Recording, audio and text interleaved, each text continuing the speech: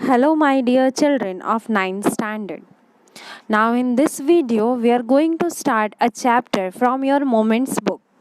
The name of the chapter is chapter number 4 in the Kingdom of Fools, written by A.K. Ramanujan. Now, in the Kingdom of Fools is a folktale. Folktale means a story passing from one generation to another. So, this story brings to light the dangers posed by foolish people. It also emphasizes the view that foolish people can be very difficult to manage. They can be dealt with only by the wise and calm people. The story is about a kingdom where the king and the ministers are nothing but fools. So, let us begin the story, but before that, I'll give you short introduction about the author A.K. Ramanujan. So, A.K. Ramanujan was an Indian poet and scholar of Indian literature who wrote in both English and Kannada. He took birth on 16th March 1929 and died on 13th July 1993. Ramanujan was a poet, scholar, professor, translator, and playwright. His academic research ranged across 5 languages: English, Kannada, Tamil, Telugu, and Sanskrit. He was awarded the Sahitya Academy Award after his death in 1999 for the collected poems. So, let us begin the story in the Kingdom of Fools. In the Kingdom of Fools, the king and the ministers were idiots. They ordered all things to be reversed. They decided to change night into day and day into night. They ordered people to do day's work in night and sleep in the day. Anyone not obeying was to be punished with death. So people, out of fear, did as they were asked to do. This delighted the king and the minister.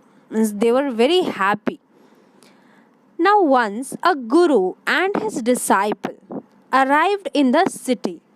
They found everyone asleep during the day. No activity was observed. It amazed them. They wandered till evening. Then the people woke up. They started doing their nightly businesses.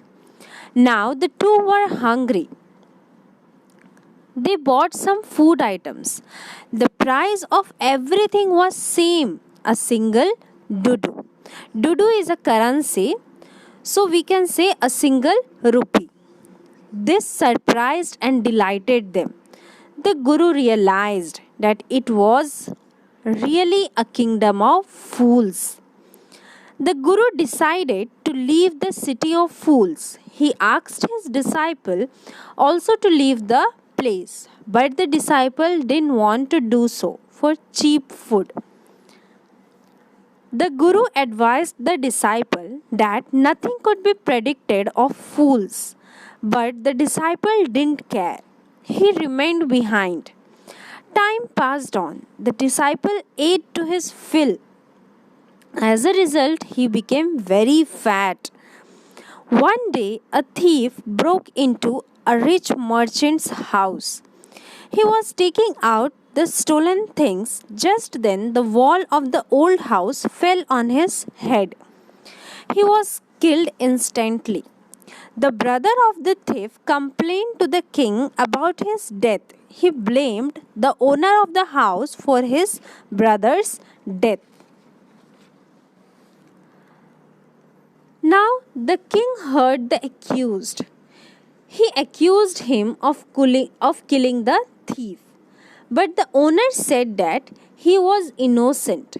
He said that the person who built the wall was responsible. He didn't make the good wall. The king decided to summon the bricklayer. Bricklayer who built that wall. So the king asked the bricklayer if he had built the wall. He accused him of killing the thief. Before the king could order his death, the bricklayer pleaded innocence. He requested. He told the king that he could not concentrate while building the wall. A dancing girl moved in the street with her anklets jingling, so she was responsible for it. The king charged the dancing girl of killing the thief. The dancing girl said that the goldsmith was responsible for it. She had given some gold to him. He had to make some jewelry for her. He was lazy. He did not make the jewelry early. So she had to walk up and down the street. So it was the goldsmith's fault. Now the king ordered to summon the goldsmith. The goldsmith replied that there was a wedding in the rich man's house. He had to make jewelry for him. So he could not finish the jewelry of the dancing girl in time. Now the king declared the rich man to be the murderer. Now he was none other than the original owner of the house whose wall had fallen. So he was also the owner of that house, but he said that his father had ordered the jewelry. The king consulted his minister. He decided that the owner be punished in his father's place. The king asked for a new stake. Now, stake means a strong wood or metal stake. And why the king asked for a new stake? For the execution. So now, as the owner was very thin to be executed in the stake, so he could not be executed. The king was worried about it.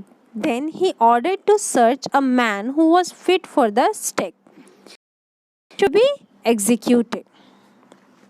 Now the disciple was found fit for the stake because he had become fat by eating bananas, rice, wheat, ghee, etc. He was brought to the place for execution. The disciple now remembered his wise guru's words. He prayed to his guru. The guru had magic powers to see the past and the future. He saw everything. He arrived at once to save his disciple. He told his disciple something in a low voice. The disciple understood this. The guru went to the king and then said to put him to the stake first. Now the guru and the disciple started fighting. The guru wanted to die first. The king asked the guru why he wanted to die. So the guru told the king in his ears that their city was unique. This was the stake of God of justice. The stake was new. It was never used earlier on criminals. So whoever died on it first would be born a king. And whoever died next would be born as a minister. So the king thought over the whole case. He didn't want to lose the kingdom, even in his next birth also. So he talked to his minister. The king said that they would go on stake themselves. Thus, they would be reborn as king and minister again. So, the king and minister went secretly to the prison. They released the guru and the disciple.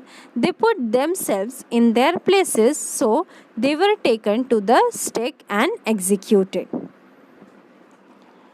Now the dead bodies of the king and the minister were taken down. The people mourned their deaths.